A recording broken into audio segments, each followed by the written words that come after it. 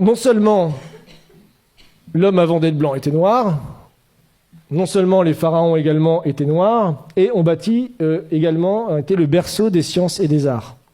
Et ça, c'est la vraie négation, je pense, la plus consciente, qui a été faite jusqu'à présent, qui perdure dans nos écoles aujourd'hui, même jusqu'en Europe. Donc, puisque vous avez là également dans une des tombes, 2000 ans avant la balance d'Archimède, le système de balance avec des curseurs afin de déplacer le centre d'inertie. Donc vous avez là tout simplement le point de levier et ici ce qu'on appelle le principe d'Archimède qui disait pour soulever la Terre, donnez-moi un point d'appui, qu'il a rédigé dans un traité, évidemment 2000 ans plus tard, enfin 1500 ans plus tard, et en disant que c'était sa découverte et que c'était lui qui avait découvert toutes ces sciences géométriques. Donc, encore plus intéressant, le papyrus de Moscou. Donc ça, il se trouve à Moscou, justement, aujourd'hui. Il est au musée Pouchkine de Moscou. Et en fait, c'est les papyrus qui prouvent toutes les découvertes géométriques qui ont été faites par l'Égypte noire pharaonique, justement, entre moins 1500 et moins 3000 avant Jésus-Christ. Donc là, vous avez par exemple la pyramide tronquée, vous avez le calcul de la demi-sphère, vous avez Pythagore, vous avez le calcul des ellipses, vous avez ça aussi, là c'est l'autre papyrus de Rhind. Donc vous avez ici donc, le théorème de Thalès.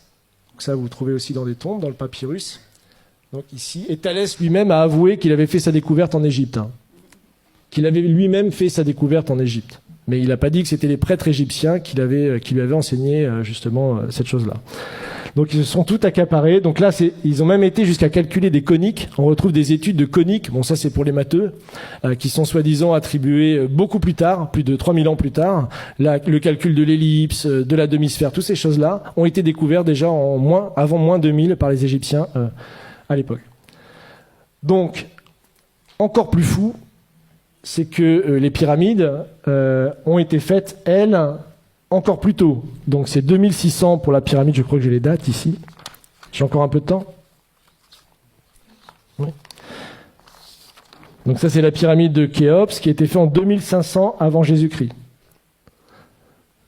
Donc qui nécessite des niveaux de science extrêmement aboutis puisque la base de la pyramide est horizontale à 20 mm près. Vous imaginez déjà les calculs qu'il fallait faire. Et pour obtenir un carré parfait de la pyramide, c'est seulement 0,05% d'erreurs qui ont été faites. Aujourd'hui encore, moi j'ai lu des thèses qui datent de 1970 qui vous prouvent qu'il est impossible que les Égyptiens aient construit les pyramides. Il y a des thèses qui sont écrites là-dessus jusque dans les années 70. J'ai même une citation là, qui est sur un site de vulgarisation scientifique. Ils ont des dizaines de milliers d'abonnés. C'est vraiment une chaîne YouTube et tout ça qui est très bien.